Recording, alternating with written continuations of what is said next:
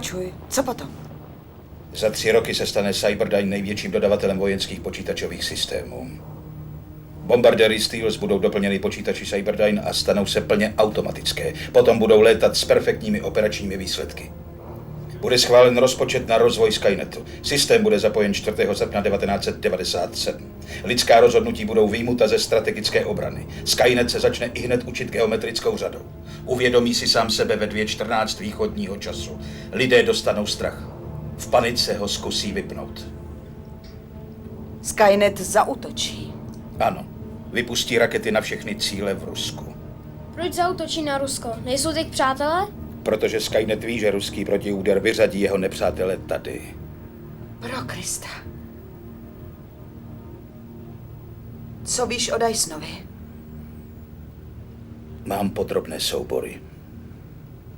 Chci vědět všechno. Jak vypadá, kde žije, všechno.